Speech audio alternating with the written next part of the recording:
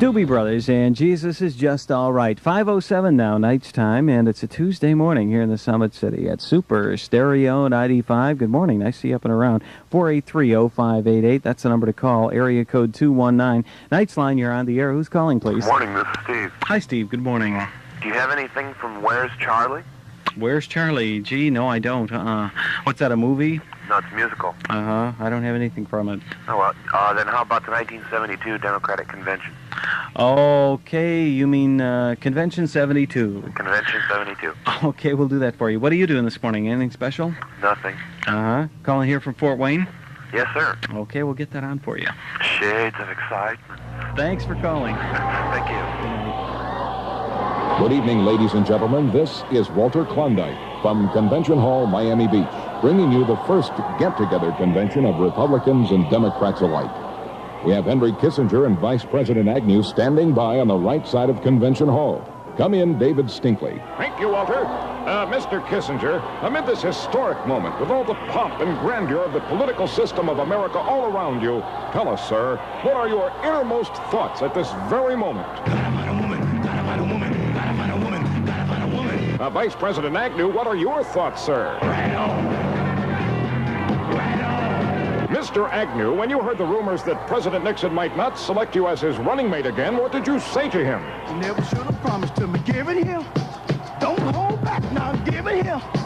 Don't say nothing. Just give it here. Come on. Mr. Agnew, if you were in Senator McGovern's place, who would you have chosen as a running mate? Bertha. Bertha who? Bertha Butt. Who's she, sir? One of the Butt sisters. Do you agree, Mr. Kissinger? Gotta find a woman, gotta find a woman, gotta find a woman, gotta find a woman. Thank you, Henry Kissinger and Vice President Agnew. Back to you, Walter.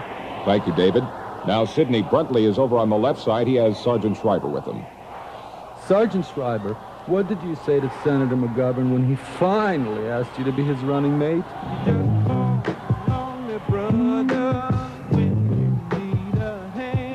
How did you finalize your agreement with Senator McGovern?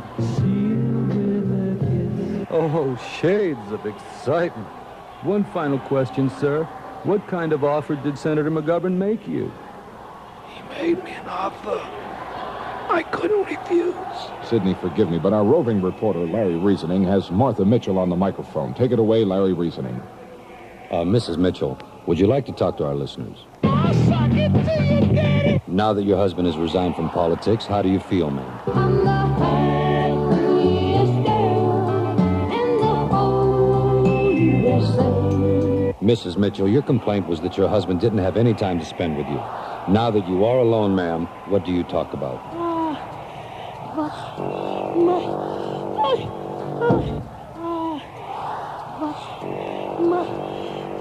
Well, I can understand that, Mrs. Mitchell. Now, back to you, Walter. Sidney Bruntley is on the left side of the floor with Mr. and Mrs. Eagleton and Senator McGovern. Take it away, Sidney. Thank you, Walter. Senator McGovern, how did you feel when you and Senator Eagleton first separated, sir? Oh, yes. What did you do then? Called the doctor, woke him up. And what did your physician advise? Put the lime in the coconut and call me in the morning. Everyone was turning you down, sir. If Sergeant Schreiber had also refused, who would you have turned to then? A horse with no name. Oh, I love horses.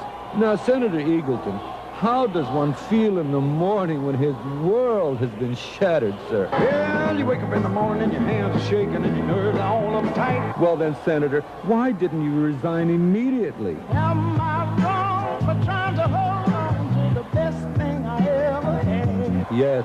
And what are your feelings now towards the people who opposed you? They shouted in your face all the time. They want to take your place, the backstabbers. One final question to you, Senator Eagleton. What did you say to the newspaper columnist when you met him face to face? Senator McGovern, what are your feelings on that, sir? How can a loser ever win? Mrs. Eagleton, would you like to answer him? Who do you think you are, Mr. Big Stop? Who do you think will vote for Senator McGovern now that your husband is out?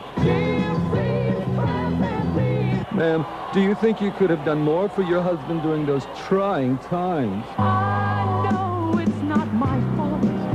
I did my best. Thank you very much. Now back to you, Walter. There's a commotion on the left side of the floor. We've got Senator Kennedy standing with Jane Rhonda. Take it away, David Stinkley. Senator Kennedy, people are talking about your political future because of your good looks, your smile, and the sound of your voice. Why? And the magnificent. If you decide to run for president in '76, who will be your campaign manager? The candy man. Miss Rhonda, just one question, please. What do you think of President Nixon?